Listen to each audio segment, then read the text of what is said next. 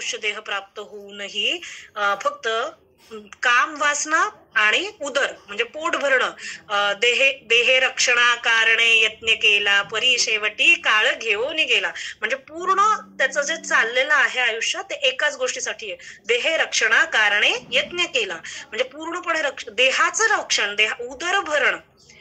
उदरभरण रामदास स्वामी पण म्हणतात उदरभरण काय म्हणून केलं पाहिजे, उदरभरण नोहे जाणीजे यज्ञ कर्म. यज्ञ कर्म म्हणजे आपल्याला ह्या देहाने परमार्थ साधायचा आहे, आत्महित साधायचंय.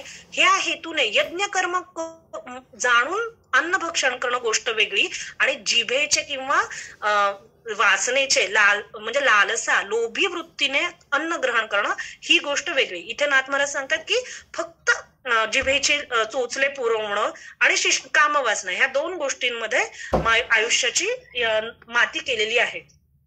नित्य प्रपंचाची कटकट म्हणजे जन्म कसा प्राप्त झाला मनुष्याचा, तर समान होतं पाप आणि पुण्य, ठीक आहे. पण त्याला समानता बघता आली नाही, समचरण बघितलं नाही त्याने. काय केलं, नित्य प्रपंचाची कटकट, सदा विषयांची खटपट, कदा आर्यल्या चोखेट, स्वेच्छा सारीपाट खेळणे, नाना विनोद टवाळी, नुसतं मस्ती करण्यात आयुष्य घालवलं, नित्य विषयांची वाचाळी.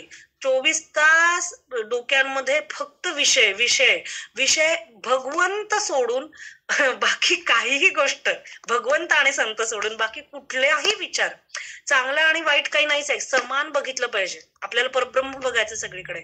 विषय तो त्यांचा झाला नारायण. तुकाराम महाराज म्हणतात की नाही, नावडे जनधन माता पिता, कारण ते सर्वत्र सम भगवंत बघतात. पण आपल्या डोक्यामध्ये कसं असतं, 24 तास विषयांशिवाय दुसरं काही नाही.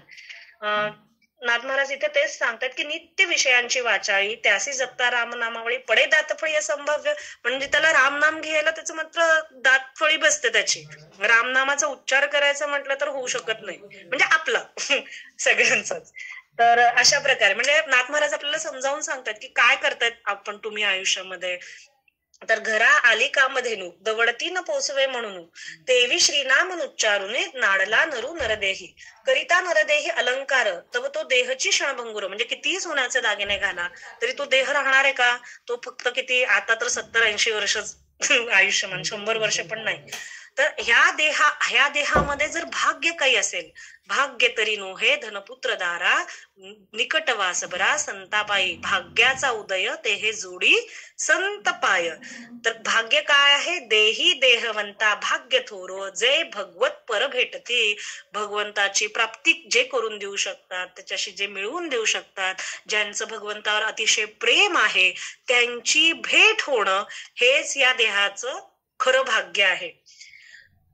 ज्यांची भगवत भक्तीची अतिगोडी, आता ते कसं आहे, त्यांना स्वतःलाही भगवत भक्ती अत्यंत आवडते, त्यावरी भगवंताची आवड आहे.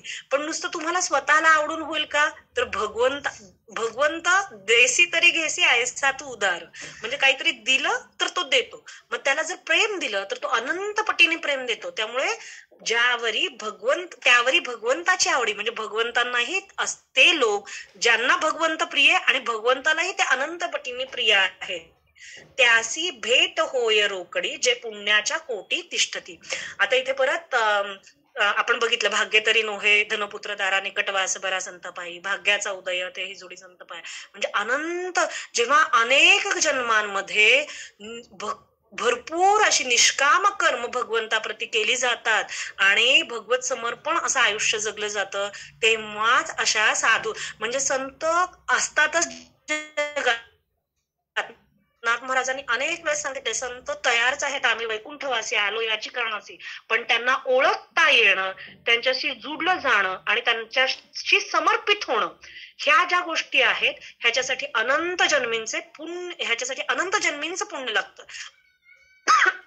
म्हणजे अशी अनेक उदाहरणं आपण बघतो की संत समोर आहेत पण ते दृष्टीला कळत नाहीये, कारण दृष्टी विषयांमध्ये गुंतलेली आहे. त्यामुळे समोरच्या, म्हणजे आपण जर संतांचं आयुष्य बघितलं तर अगदी म्हणजे दिसायला ते कसे अगदी आपल्यासारखे सामान्य, घरदार परिवार, पण त्यांचं मन, बुद्धी, हृदय, चित्त सगळं काही त्यांच्याकडे जे म्हणजे आता भागवत धर्माचं आचरण आपण बघणार आहोत सर्व काही समर्पित आहे भगवंताला, असे त्यांचं आचरण असं आहे. म्हणजे आपल्यामध्ये आपण एखाद्याच्या बाह्य रंगावरून ओळखू नाही शकत, आणि अंतरंग ओळखण्यासाठी आपली सुद्धा तेवढी पात्रता लागते. त्यामुळे भरपूर वेळा आपल्या बाबतीतही असं होतं की आपल्याला साधू संत कोण साधू आहे कोण संत आहे हे आपण ओळखू शकत नाही. तेच नाथ महाराज सांगतायत की त्यांची भेटी होय रोकडी, जे पुण्याची कोडी तिष्ठती, ज्यांची या आवडीच्या लोभा भगवंतू पालटे आला गर्भा.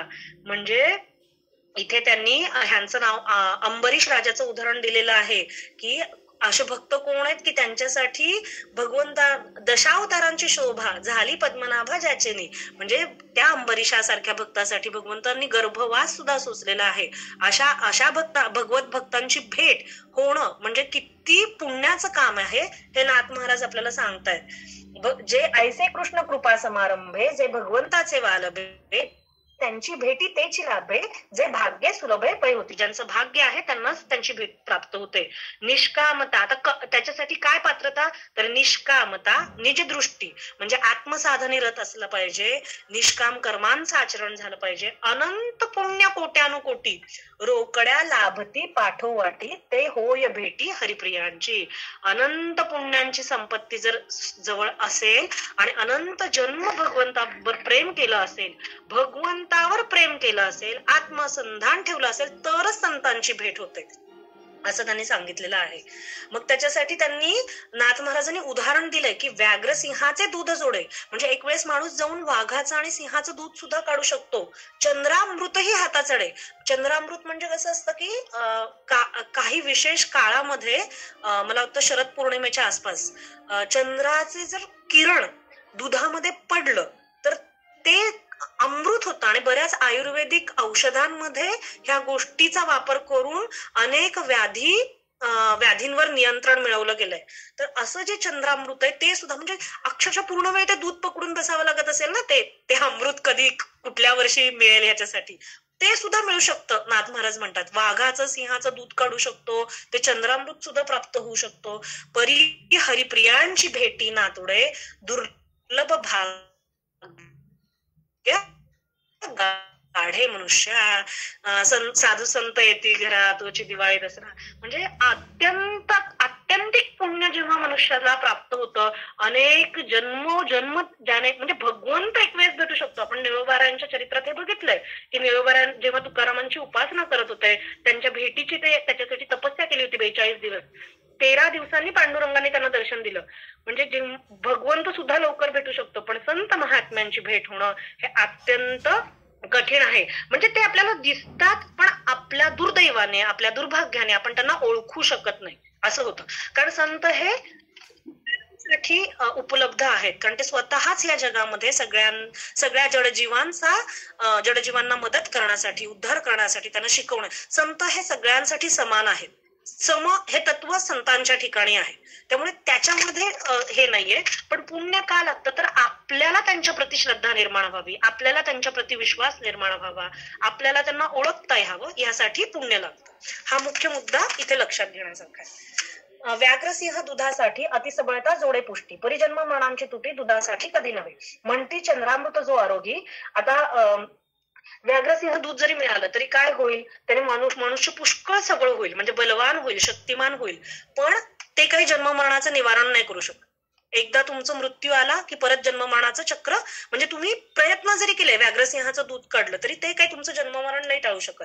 चंद्रामृत म्हणतात आरोग्यदायी आहे, पण तो नित्य निरोगी झाला तरी नाथ महाराज म्हणतात मुळात चंद्र हा क्षयरोगी आहे. आपल्याला माहिती आहे चंद्राला शाप आहे क्षयरोगाचा, आणि त्यामुळे त्याच्या अमृत तुम्हाला निरोगी जरी केलं तरी तुम्हाला जन्ममृत्यूच्या चक्रापासून ते बाहेर नाही काढू शकत.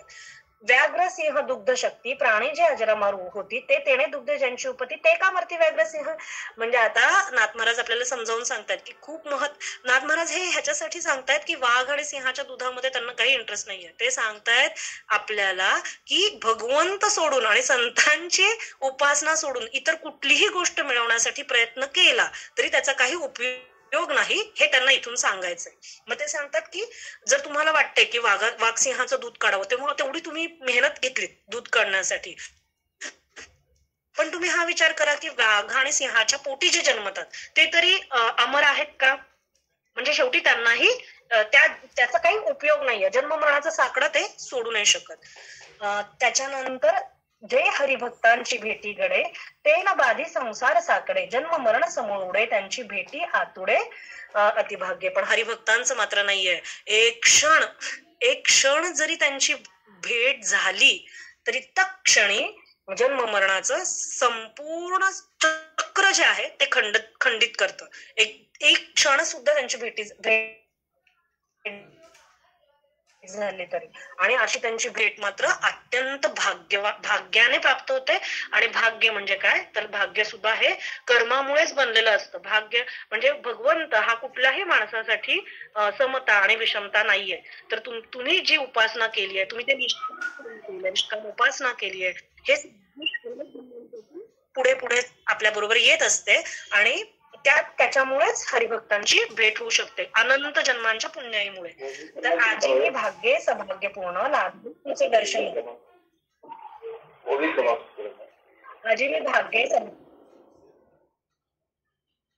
आजी मी भाग्ये सौभाग्यपूर्ण लादलो तुमचे दर्शन, तरी अत्यंतिक क्षेम कोण ते कृपा करून माझं सांगा. मग आता वसुदेव इतकी प्रार्थना करतायत छान, आणि मग म्हणतायत की एवढ्या भाग्यामुळे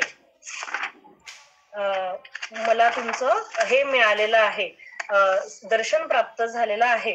तरी ते दर्शन प्राप्त झाले तर अत्यंतिक क्षेम कोण हे कृपा करून माझं सांगा. 249 सुजित माऊली. हा 249 आहे. आता मुख्यत्वे जो वसुदेवाचा संवाद आहे तोच पुढे ह्याच्यामध्ये आहे. मी सांगणार आहे आता ती कथा, जी मधली कथा सांगायची आहे. पण मला ते सांगायचं होतं की नारदांनाच का विचारलं, ह्यासाठी मला ते संत भेट किती महत्वाची आहे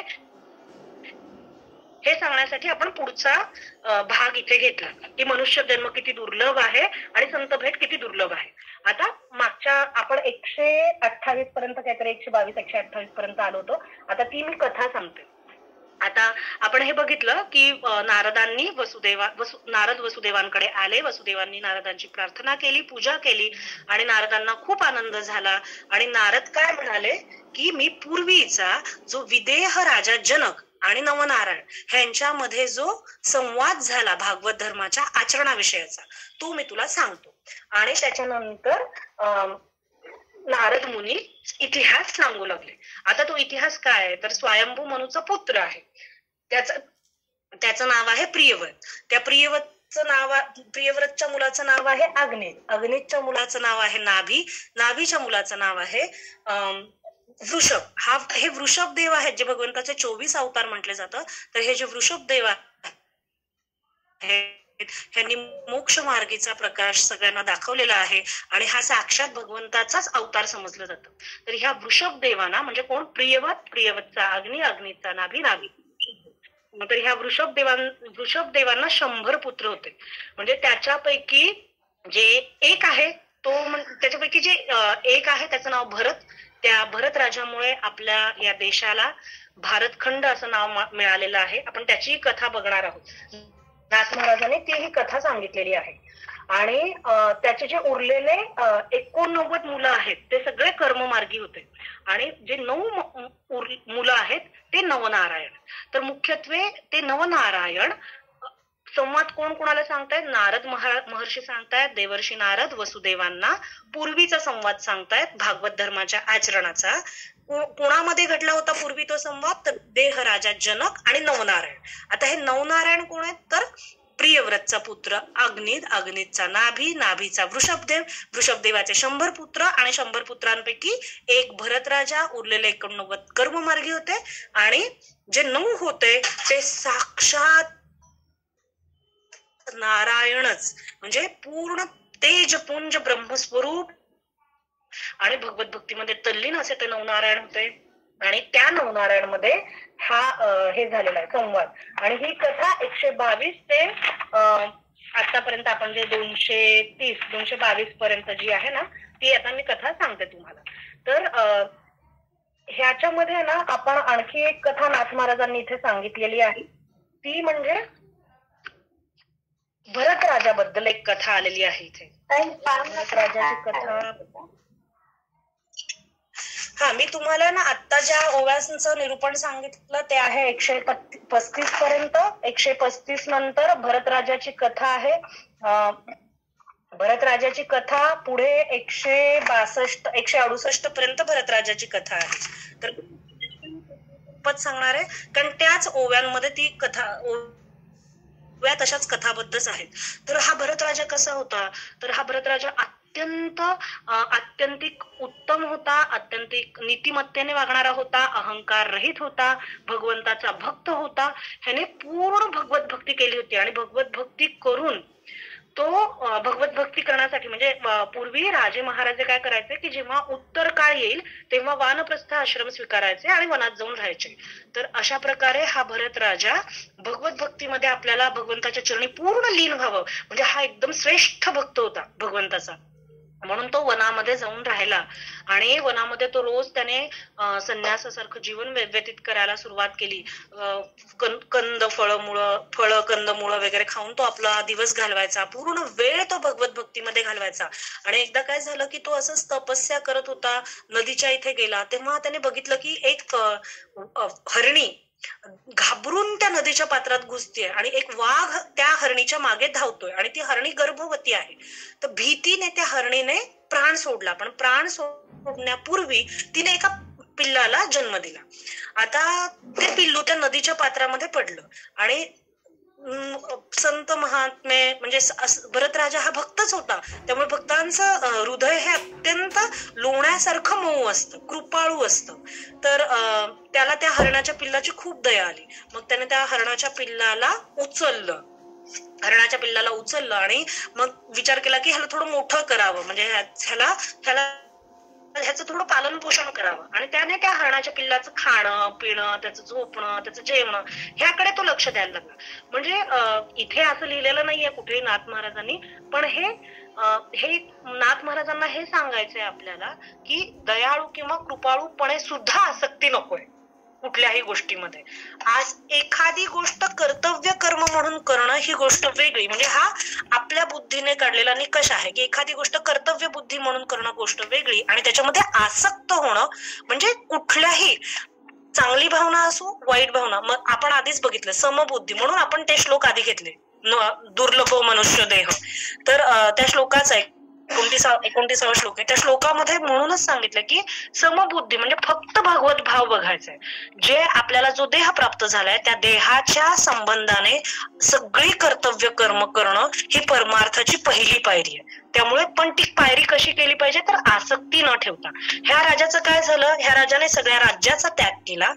तो वनात येऊन पूर्णपणे भगवंताच्या भक्तीमध्ये त्याचं ध्यान जप तप सुरू होतं आणि त्यावेळेस त्याला कृपाळूपणे किंवा दया बुद्धीने त्याला त्या हरणाच्या पाडसाची दया आली आणि त्याने त्याचं संगोपन करायला सुरू केलं.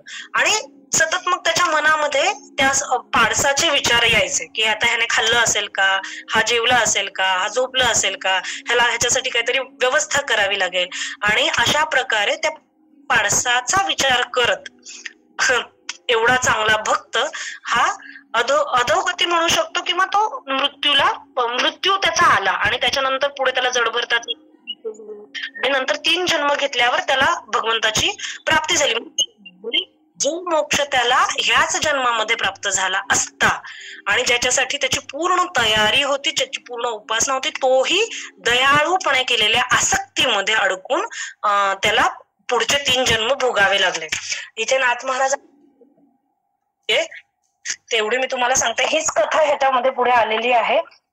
ते सांगतात की ओवी क्रमांक 59, या लागी साचची जाण ममते पाशी असे मरण, जो निर्मम संपूर्ण त्यासी जन्म मरण स्पर्शेना. म्हणजे माया म्हणजे प्रेम, जे आसक्तीने केलेलं प्रेम आहे त्याच्यामध्येच मरण आहे आणि ज्याने या मायेचा त्याग केलेला आहे त्याला जन्म मरण स्पर्श करू शकत नाही. भरत तपिया थोर अंगे तेथे काळ कैसे निघे, ममता संबंधी पाहुणे वेगे मृत्यू तद्योगे पावला. देहासी येता मरण भरतासी मृगाचे ध्यान, तेने मृग जन्म पावे आपण जन्मांतर कारण झाले ऐसे. कृपेने केला जो संगू तोच योगिया योग भंगू, या लागी जो निसंगू तो अभंगू साधक. म्हणजे कृपेने जरी योगी माणसाने एखाद्याचा संग केला दयाळू बुद्धीने तरी सुद्धा तो त्याच्या योगाला, योग म्हणजे भगवंताशी जुळणं, ह्या योगामध्ये भंग निर्माण करू शकतो जो मनामध्ये बुद्धीमध्ये एका भगवंताशिवाय कशाचंही चिंतन करत नाही.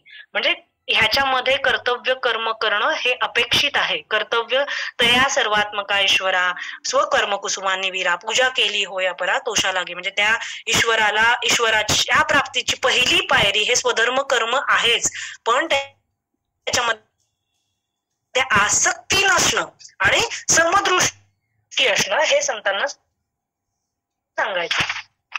मृगाचे नियम हे पुढे सांगितलं की बहुता जन्मीची उणे, मग तो नंतर जडभरत म्हणून जन्मला आणि त्याने त्या जन्मातच परब्रह्मपदी पावला. अशा प्रकारे भरत राजाची कथा इथे नाथ महाराजांनी सांगितलेली आहे, जी अत्यंत उपयोगी आहे. ही कथा भागवतात आधीही आलेली आहे आणि ह्या गोष्टीचं आपण नेहमी ह्याचं चिंतन केलं पाहिजे. ह्या कथेचं नवखंडाप्रती त्याच्यानंतर जे 81 जण आहेत उरलेले ते कर्ममार्गी झाले आणि जे 9 जण आहेत ते कसे आहेत तर वृषभ कुळी कुलदीप स्नेहसूत्रे दैदिप्य नवही जण स्वये सद्रूप सायुज्य स्वरूप प्रकाशक. ते साक्षात मुक्तीचे प्रकाशक असे ते 9 जण आहेत ज्यांना नवनारायण म्हटलेलं आहे. आता त्यांची नावं आहेत ती ओवी क्रमांक 181 मध्ये दिलेली आहेत.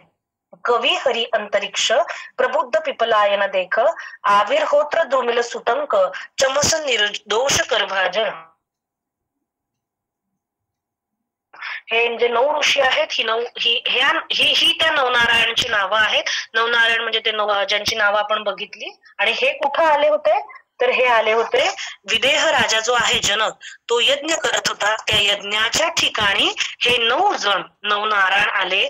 आणि पुढचं जे आता आपण वर्णन वाचलं की ह्या 9 जणांना बघून विदेह राजाला खूप आनंद झाला. कारण जनक राजा हा म्हणजे संपूर्ण भगवद्गीतेमध्ये भगवंतांनी ज्ञानेश्वरीमध्ये सुद्धा माऊलीने ज्यांचा उल्लेख केला अत्यंत निष्काम कर्मयोगी म्हणून ज्याचा उल्लेख आहे ते म्हणजे जनक राजा. अत्यंत श्रेष्ठ पदाला म्हणजे जे शुक महाराज जे आपल्याला भागवत सांगत आहेत ते सुद्धा जनकांना गुरुस्थानी मानत होते. कारण त्यांचा जो सूक्ष्म अहंकार त्यांना झाला होता तो सुद्धा म्हणजे भावार्थ रामायणामध्ये मला वाटतं बालकांडामध्ये 6व्या अध्यायात ही कथा नाथ महाराजांनी सांगितलेली आहे की ते शुक महाराज जे आहेत त्यांना अत्यंतिक सूक्ष्म अहंकार होता. आणि व्यास महर्षी त्यांना सांगतात की आपण जा जनकांच्या दरबारी. आणि जनक महाराज तेव्हा त्यांना तो सूक्ष्म अहंकारही त्यांचा नष्ट करतात. इतक्या उच्च पदाला हे जनक राजा आहेत. आणि त्यामुळे त्यांना माहितीये की भगवंतांचे जे भक्त आहेत जे भगवत स्वरूपी लीन आहेत त्यांची भेट होणं हे अत्यंतिक महत्वाचं आहे. आणि त्यामुळेच जेव्हा ते विदेह राजा जनक यांच्या इथे यज्ञस्थळी हे नवनारायण जेव्हा आले त्यावेळेस त्यांना अत्यंत आनंद झाला. आणि आपण आता बघितलं की किती महत्वाचं असतं मनुष्य देह प्राप्त होणं आणि त्याही देहामध्ये जे भगवत भक्त आहेत त्यांची भेट होणं हे अत्यंत महत्वाचं असतं. आणि ह्याच्यामुळेच ओवी क्रमांक आपण 248 पर्यंत बघितलं होतं, वाचन केलं होतं मगाशी. आता ओवी क्रमांक 249. तर त्यामुळे ते जनक राजा काय म्हणाले, अहो तुम्ही इतके निष्पाप आहात आणि तुम्हाला सर्वात श्रेष्ठ असं मोक्षाचं साधन मी विचारतोय. कारण काय म्हटलं जातं की क्षणात जरी मनुष्याला सत्संग प्राप्त झाला तरी त्याला परमानंदाची प्राप्ती होते. त्यामुळे तुम्ही मला प्राण्यांचं जे अत्यंतिक क्षेम कल्याण होईल असा भागवत धर्माचं आचरण तुम्ही मला सांगा, असा प्रश्न जनक राजाने ह्या नवनारायणांना त्यांची पूजा केली, त्यांची अर्चना केली, त्यांना नवनारायणांची प्रार्थना केली. जनक राजाने त्यांना स्थानापन्न केलं आणि नंतर त्याने प्रार्थना करून विचारलं की आपण मला अशा श्रेष्ठ भागवत धर्माचं आचरण सांगा जेणेकरून. मग इथे परत त्यांनी जी प्रार्थना केली आहे तीही खूप सुंदर आहे. ओवी क्रमांक 259.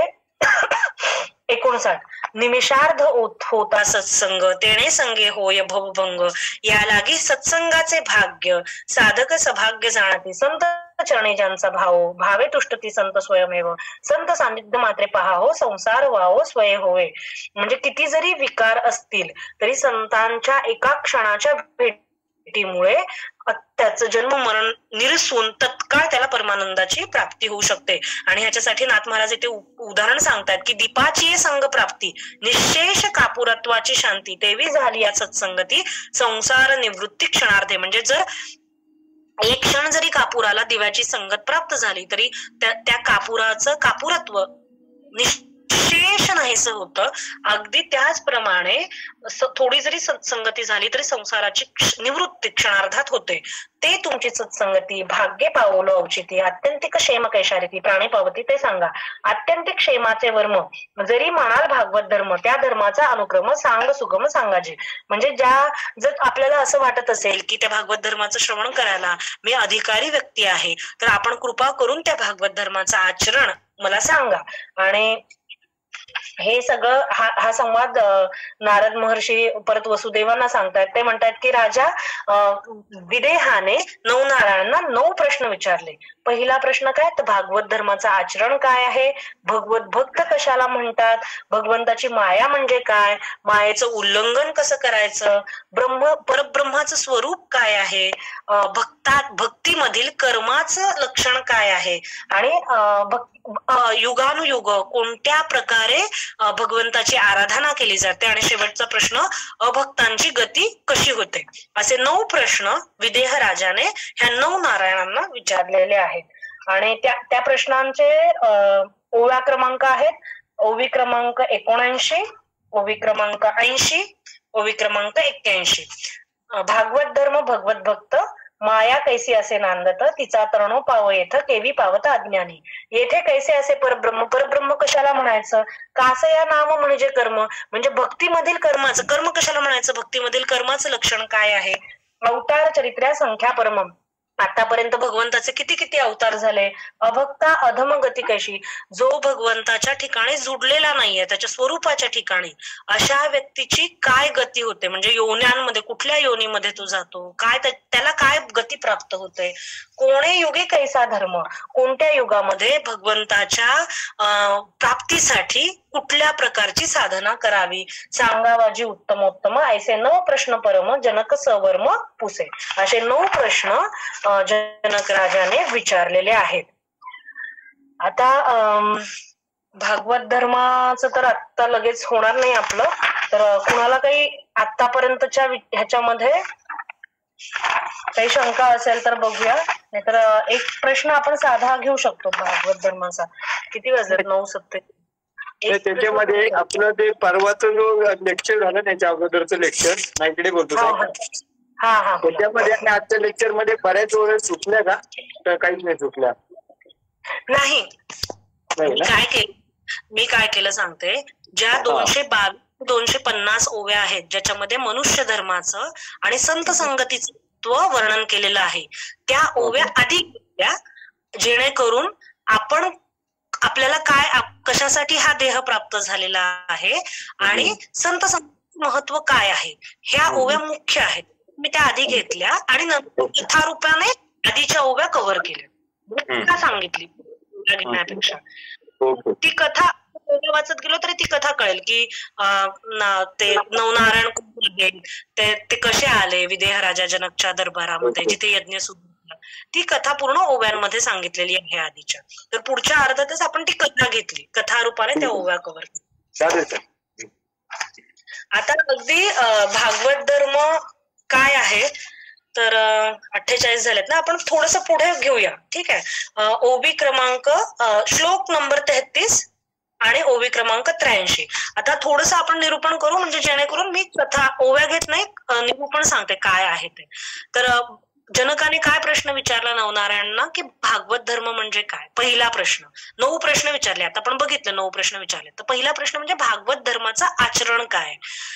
त्यावेळेस कवी नावाचे जे नवनारायणपैकी कवी नावाचे जे मुनी होते त्यांनी सांगायला सुरुवात केली की राये पुशले अत्यंतिक क्षेम तदर्थी कवी ज्ञाता परम तो अत्यंतिक क्षेमाचे वर्म भागवत धर्म प्रतिपादी.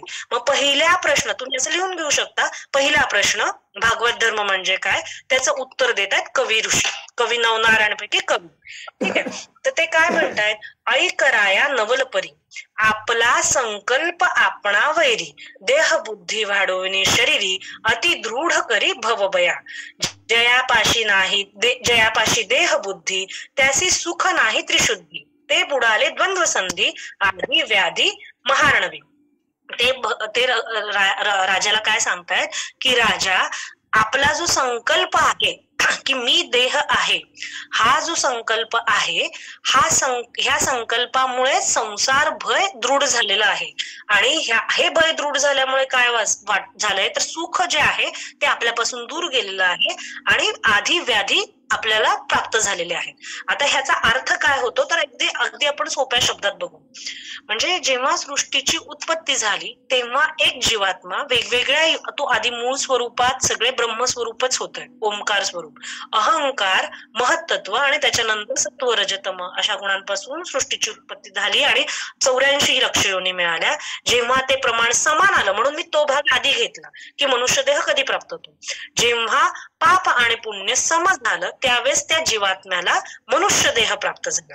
आता मनुष्य देहामध्ये आल्यावर मला वाटतं भगवद्गीतेमध्ये सुद्धा भगवंतांनी सांगितलेलं आहे की मी पण असं जे स्फुरण आहे अर्जुना, तुला जे अर्जुनपण नावाचं स्फुरण आहे ते सुद्धा भगवंताच्या आशीर्वादानेच आपल्याला प्राप्त होतं.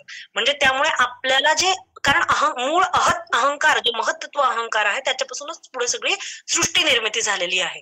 त्यामुळे जे आपल्या हृदयामध्ये जे म्हणजे स्वप्नाली पण जे काही मी देह आहे हे जे स्फुरण आहे तर हे जे महत्वाचं स्फुरण आहे ह्या स्फुरणामुळे काय होतं की आपल्याला देह बुद्धी प्राप्त होते. त्यामुळे आपण पूर्ण आयुष्यभर मी स्वप्नाली मग त्याच्या संदर्भात स्वप्नाली म्हटलं की मग तिचं घर, तिचं मूल, तिचं नवरा, तिचे आई वडील हे सगळे ह्या देह बुद्धीमध्ये. पण मुख्यत्वे आपण परमात्मा आहोत आणि ती जी देहबुद्धी आपल्याला प्राप्त झालेली आहे ते अनेक जन्मांच्या वासनांमुळे प्राप्त झालेली आहे. आणि ह्या जगामध्ये वास्तविक बघितलं तर आपला कोणी कुणाचं मूल नाहीये आणि कोणी कुणाचं घर नाहीये आणि कोणी कुणाचा नवरा नाहीये, कोणी कुणाचे आई वडील नाहीयेत. का? त्याचं कारण हे आहे कारण आपण बघितलं ही कर्मभूमी आहे आणि आपल्याला जे जे नाती प्राप्त झाली आहेत ती आपल्याला कर्मामुळे प्राप्त झालेली आहे. आधीच्या जन्मांमध्ये आपण जे कर्म केलंय त्या कर्मांमध्ये जो संचित जे आहे त्यातला थोडासा भाग प्रारब्ध त्या कर्मांचा भाग घेऊन आपण इथे जन्म घेतलाय त्या जीवाने आणि त्या कर्माच्या संयोगाने इथे घडणाऱ्या सगळ्या नाती, सगळे भेटणं एकमेकांना जे काही आपण बघतोय हे सगळं त्या कर्मांचं फळ आहे. जन्म घेणे लागे वासने, ज्या ज्या वासना आहेत, ज्या ज्या इच्छा आहेत, जे जे कर्म केले त्या हिशोबाने आपल्याला ही नाती, हे जन्म हे प्राप्त झालेलं आहे.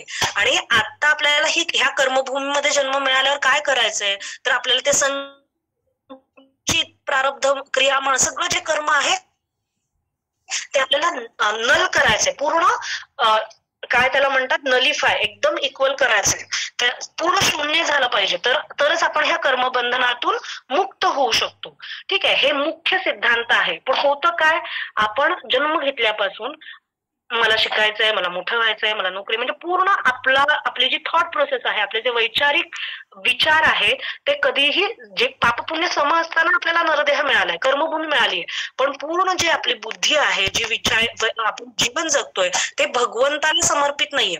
म्हणजे कुठेही साधू संतांनी असं सांगितलं नाहीये की तुम्ही शिक्षण घेऊ नका, तुम्ही इनफॅक्ट स्त्रियांसाठी तर नवरा हाच वेदशास्त्राने हेच सांगितलं की तोच मुख्य देव आहे, पती परमेश्वर. आणि प्रत्येक आपल्याला मिळालेलं नातं हे आपली कर्तव्य कर्म अत्यंत प्रामाणिकपणे जी व्यक्ती करतो त्याच व्यक्तीला परमार्थामध्ये प्रवेश आहे.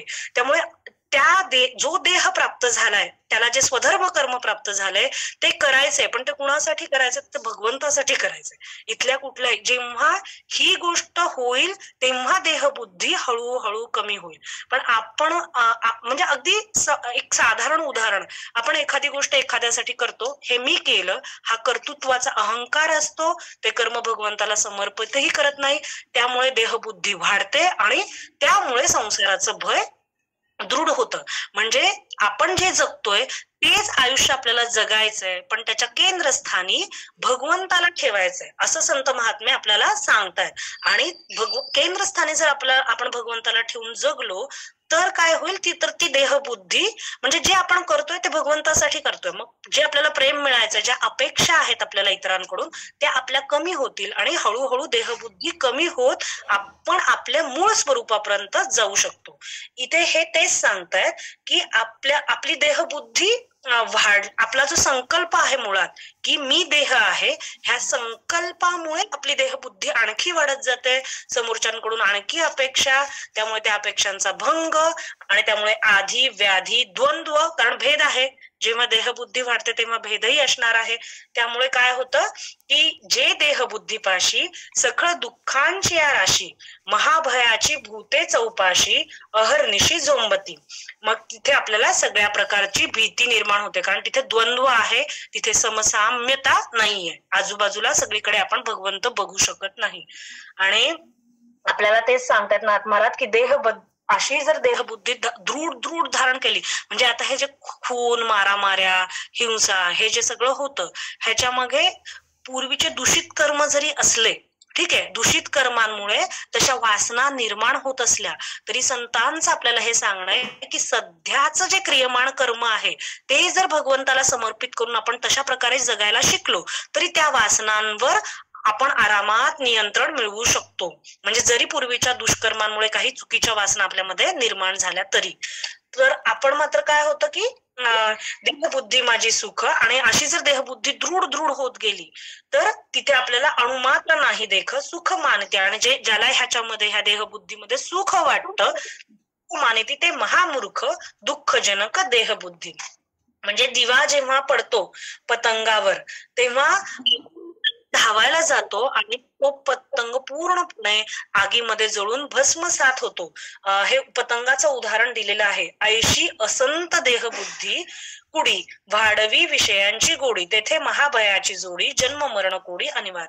आणि अशा प्रकारे देहबुद्धी जितकी वाढत जाते त्याचप्रमाणे देहबुद्धी वाढली की विषयांची गोडी वाढते, विषय आवडायला लागतात, आणि जसं जसं विषयांची गोडी वाढायला लागते तशी तशी भय, कारण विषयांचे म्हणजे काय, म्हणजे अगदी एखादा पैसा नावाचा विषय बघितला तर देहबुद्धी वाढली तर आपल्याला आणखी पैसा प्राप्त होतो, पैसा मग भीती वाटायला लागते, महाभयाची जोडी जन्म मरण कोडी अनिवार्य, मग पैसा चोरी होईल काय, अशा प्रकारची भीती. म्हणजे ज्या काम क्रोध मद मत्सर दंभ हे जे षड्रिपू आहेत हे आपोआप सगळे देहबुद्धीपाशी येऊन थांबतात. तर मग आता काय करावं की एवढा अनिवार्य संताप देहबुद्धीपाशी महापाप, जाणून धरी जो अनुताप विषयी अल्प गुंतेना. मग आता काय करायचं की अनुताप चित्ती धरायचा की आतापर्यंत जे झाले चुकीचे कर्म, ज्या चुकीच्या वासना झाल्या त्यासाठी भगवंता तू मला क्षमा कर आणि आता विषयांच्या या विचारांमधून मला अलिप्त कर, अशा प्रकारचं आणि अनुताप रोज भगवंताचा प्रार्थना केली, त्याची कृपा क्षमाशीलता मागितली तर तो अत्यंत परम दयाळू आहे. आणि हाच मुख्यत्वे भागवत धर्म आचरण काय करायचंय तर ते पुढे हेच सांगितलंय की धरिता विषयांची गोडी भोगाव्या जन्म मरण कोडी येणे भये विषय ओसंडी इंद्रियांते कोंडी अतिनेमे.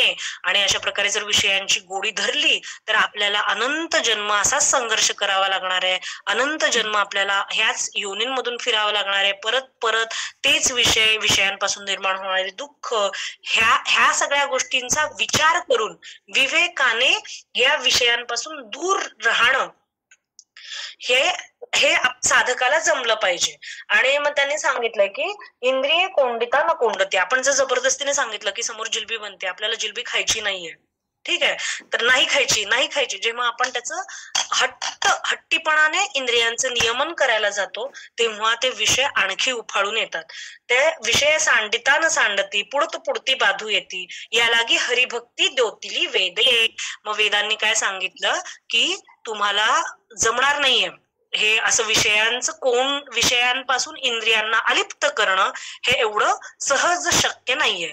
मग जेव्हा एखादा विषय तुमच्या समोर येईल तर तुमचं, कारण तो जीवाचा स्वभाव आहे, ते स्वाभाविक वासना आहेत आणि त्या ह्या जन्माच्या नाही आहेत, अनंत जन्मींच्या वासना आपल्याला चिकटलेल्या आहेत. त्यामुळे ज्ञानाने नियंत्रण मिळवणं हे अतिशय अशक्य गोष्ट आहे. म्हणजे अगदी आपण सहज साध्या शब्दात समजून घेण्याचा प्रयत्न करू. एखाद्या व्यक्तीला डायबिटीस झालेला आहे आणि डॉक्टरांनी सांगितलं की तुम्ही आता जे पदार्थ ज्याच्यामध्ये जास्त साखर आहे, शुगर रिलीज करतात असे पदार्थ, भात खाऊ नका, गोड पदार्थ खाऊ नका, ते तुमच्या आयुष्यासाठी हितकारक नाहीये. आता मला सांगा, ज्ञान प्राप्त झालंय, हे पदार्थांमध्ये साखर आहे, ती आपल्या जीवाला घातक आहे, तरी मनुष्य खाण्याचं सोडतो का? नाही सोडू शकत, कारण ज्ञानाने नियंत्रण मिळत नाही.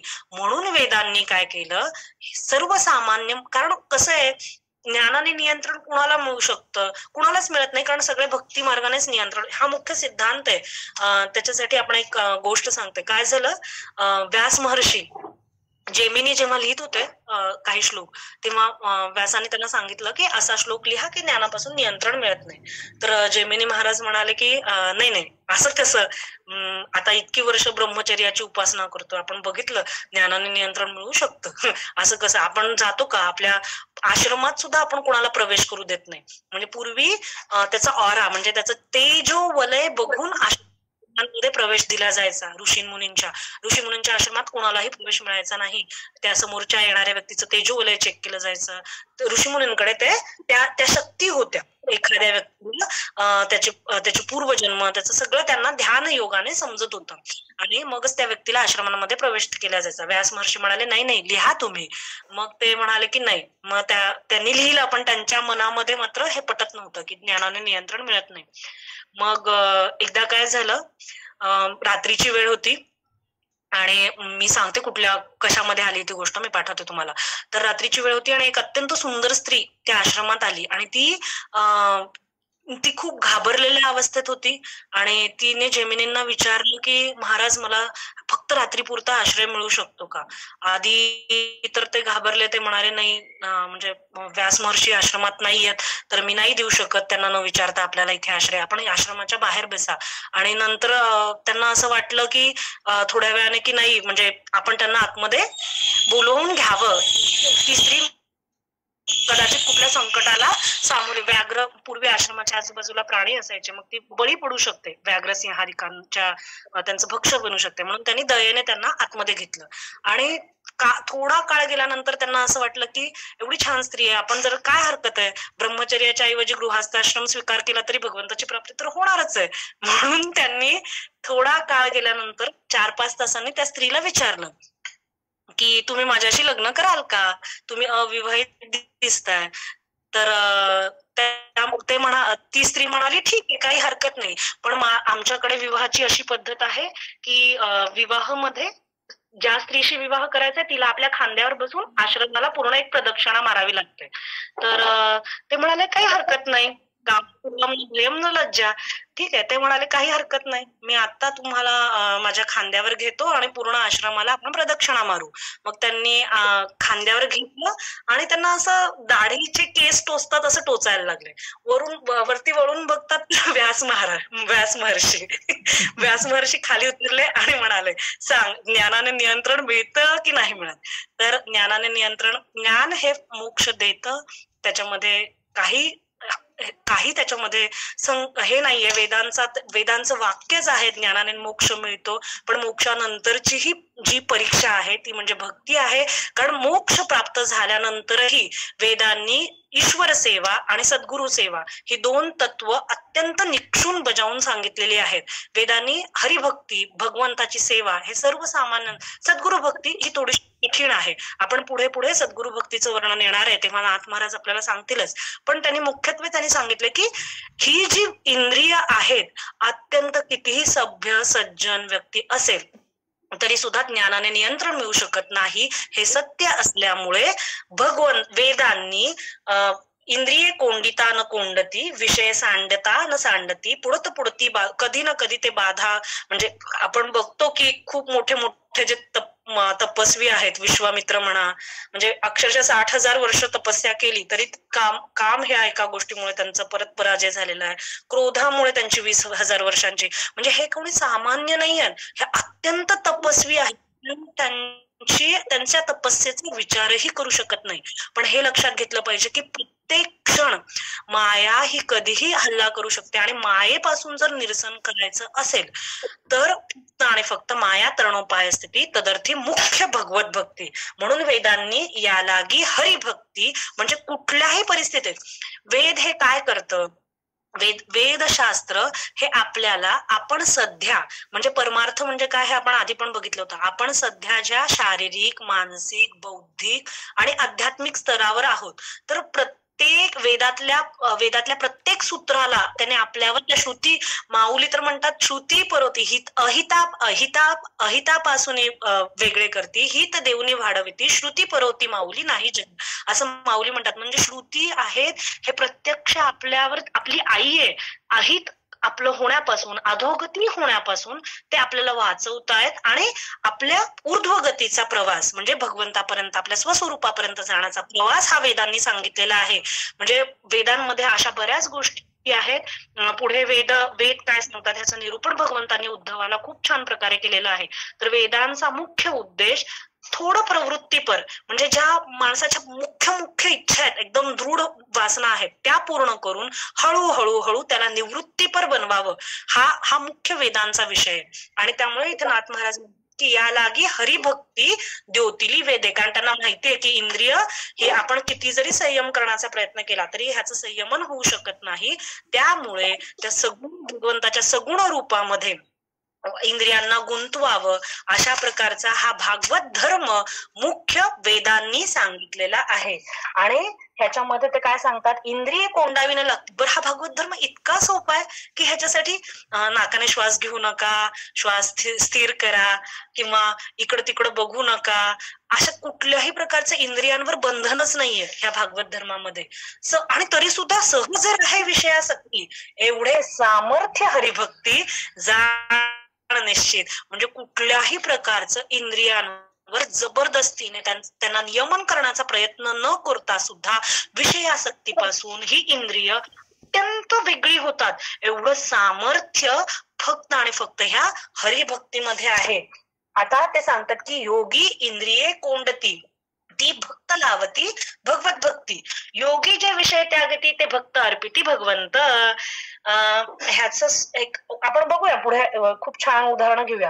ह्याच्यामध्ये काय सांगितलं की योगी काय करतात तर तपस्या करतात. मग त्या तपस्यामध्ये ते कुंडलिनी शक्ती करतात, सोहम मंत्राचं ध्यान करतात. सोहम म्हणजे मी, ते जे तत्व आहे ते मीच आहे ह्या प्रकारे ते एक प्रकारचे सगळे ध्यान धारणेच्या विषय आहेत त्या पुढे आलेले आहेत आपण बघू.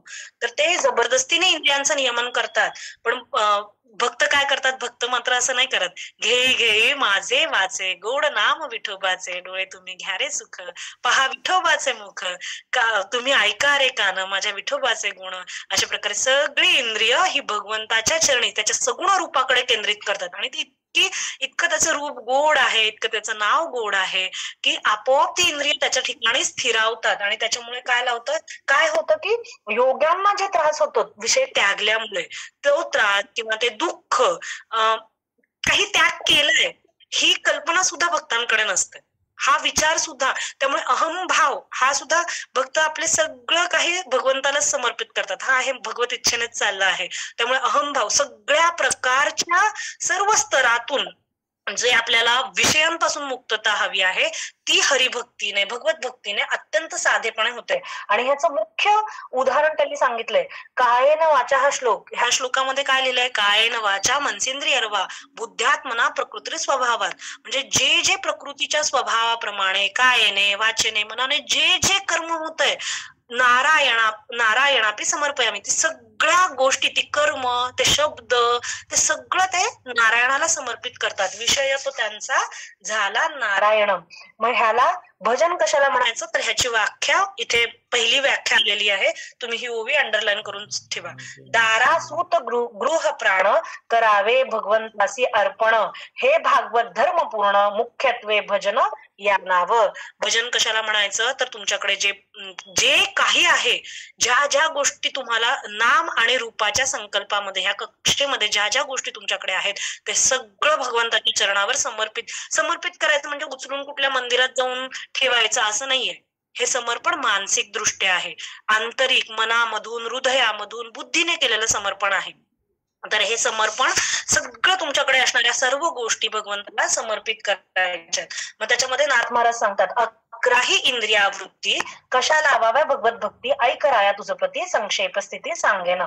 मग इथे नाथ महाराज सांगतात की मनाने हरीचं ध्यान करायचं, वाचने त्याचे गुण घ्यायचे. आता आपण जसा अभंग बघितला तुकारामांचा घे घे माझे वाचे, त्याच सगळ्या ओवी नाथ महाराजांनी इथे सांगितलेल्या आहेत. आणि अशा प्रकारे सगळी 11 इंद्रिय म्हणजे पायाने प्रदक्षिणा करायच्या, नाकाने भगवंताच्या निर्माल्याच्या तुळशीपत्रांचा वास घ्यायचा, हातांनी टाळ्या वाजवायच्या, भजन करायचं, मुखाने त्याचं नाम गुण संकीर्तन करायचं, कानांनी त्याचे गुण श्रवण करायचे, डोळ्यांनी त्याच रूप बघायचं.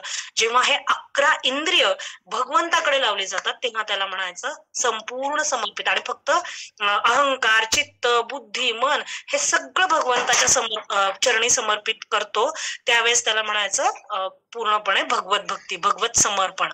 अशा प्रकारे 11ही इंद्रिय वृत्ती भगवंताच्या चरणी समर्पित करणं हे सगळ्यात सोपं वेदांनी सांगितलेलं साधन आहे विषयांपासून मुक्त होण्याचं. म्हणजे ह्याच्यामध्ये त्या भक्ताला जाणीवही होत नाही की आपण विषयांपासून दूर चाललोय, इतक्या सहजपणे स्थिती प्राप्त होते.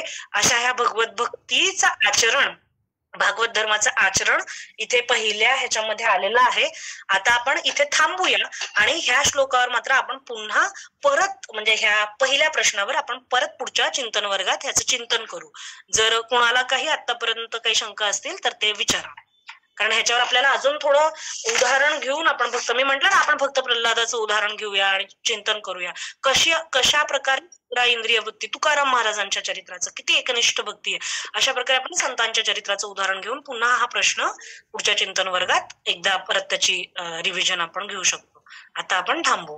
पुंडलिक वरदे हरी विठ्ठल श्री ज्ञानदेव तुकाराम पंढरीनाथ भगवान की जय, ज्ञानेश्वर महाराज की जय, जगद्गुरु तुकाराम महाराज की जय, शांती ब्रह्म एकनाथ महाराज की जय. अवधूत चिंतन श्री गुरुदेव दत्त. अवधूत भजन म्हणजे काय, त्याचे ओवीचा क्रमांक सांगा. हा क्रमांक थोडासा पुढे मागे होऊ शकतो. दारासूत गृहप्राण करावे भगवंतासी अर्पण, हे भागवत धर्म पूर्ण मुख्यत्वे भजन ह्या नाव. म्हणजे ह्या ओवीचा अर्थ असा आहे की मुलाला उचलून मंदिरात न्या वगैरे असं नाहीये, त्याच्यात पायावर अर्पण करा एखाद्या मूर्तीच्या असं नाहीये. जे जे तुम्हाला तुमची बायको, घर, जे काही ह्या देहाच्या संदर्भात तुम्हाला प्राप्त झाले आजूबाजूला, ते मानसिक स्तरावर आणि बौद्धिक स्तरावर ते सगळं काही भगवंताला समर्पित करायचं. ह्याने आपोआप आपली देहबुद्धी म्हणजे पूर्ण भगवंताला केंद्रस्थानी ठेवून मानसिक आणि बौद्धिक दृष्ट्या हृदयात भगवंताची स्थापना करून कसं जगायचं ह्याने म्हणायचं भागवत धर्म. रोजचे 24 तास आपण कशा प्रकारे व्यतीत करायचे, हा झाला भागवत धर्म. या ठिकाणी भगवंताला अर्पण करायचं याचा अर्थ असा, ते माझं आहे असं न मानता भगवंताचा आहे असं समजून त्यांच्याशी वर्तन करायचं. हा मुद्दा तिथे आहे. कारण आपल्याला देहबुद्धी ह्या देहबुद्धीचं निरसन करायचं आहे. आणि जसं आधी आपण डिस्कस केलं की हे सगळं आपल्याला आपल्या कर्मामुळे प्राप्त झालेत. ज्या आजूबाजूला ज्या ज्या गोष्टी प्राप्त आहेत ह्या आपल्याला सध्या संचितामधला जो प्रारब्ध भाग आहे त्याच्यामुळे प्राप्त झालेला आहे. आणि आता आपल्याला आपलं क्रियमाण कर्म सुधारायचंय. त्यामुळे ते कर्म ही कर्मभूमी आहे आणि ते कर्म अशा प्रकारे करायचंय की ते भगवंताशी समर्पित. मग हळूहळू आपली देहबुद्धी हे भगवंता हे तू दिलेलं आहेस, हे तू, हा धर्म मला मी एका मुलाची आई आहे तर एक मातृत्वाचा धर्म तू मला प्रदान केलाय, तर तुझ्यासाठी हे संगोपन करायचे, हे कर्तव्य करायचे. अशा प्रकारे जेव्हा भगवंतासाठी जगणं हे सुरू होईल त्यावेळेस आपोआप देहबुद्धी ही कमी होत जाईल. त्याच्यामध्ये देखील हा पुत्र माझा आहे, हा पती माझा आहे, हे घर माझं आहे हे न म्हणता हे त्या भगवंताचं आहे.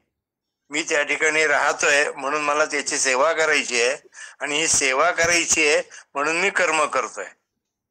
याला म्हणतात भगवंतासाठी जगणं आणि भगवंतासाठी मरणं. या मगाशी जे सांगितलं शुकांचा सूक्ष्म अहंकार, कुठला होता सूक्ष्म अहंकार? तर ज्या वेळेला ते घर सोडून निघून गेले, त्यांना सांगितलं जनकाकडे जा, तुला हे मिळेल, मार्गदर्शन मिळेल. तेव्हा गेल्यावरती बाहेर उभे राहिले. आतून विचारणा झाली, दारात कोणी नव्हतं. कोण आहे? आणि मी आहे. मी सोडून ये म्हणे. ते गेले, दूर गेले. म्हणलं की परत जाऊयात, काय म्हणतात बघूयात, काहीतरी नीट ऐकायला नसेल आलं, काही नसेल. त्याने परत विचारलं कोण आहे? आणि मी आहे. आता मी आहे म्हटलं ते मी सोडून ये, तसंच उत्तर मिळालं. मग ते शरण आले की मी सोडून ये म्हणजे नेमकं काय मला सांगा. अरे हा तुझा जो देहभाव आहे तो सोडून ये, तुला वैराग्य आहे, सगळं आहे, बरोबर आहे, पण हा जो मी पण अजूनही सूक्ष्म रूपामध्ये शिल्लक राहिलेला हा देह म्हणजे मी आहे, ते सोडून ये. तिथे त्यानं आकलन झालं आणि मग पुन्हा तिथून पुढे मार्गदर्शन मिळाल्यावरती ते पुढे गेले. थोडक्यात हे असं जे सूक्ष्मत्व आहे हे आपण अर्थात थोड्या वेळामध्ये आपल्याला सांगणं हे अवघड असतं, पण आपण लक्षात ठेवलं पाहिजे.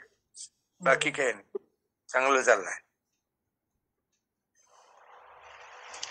आणखीन कोणाला काही शंका विचारायच्या आहेत का?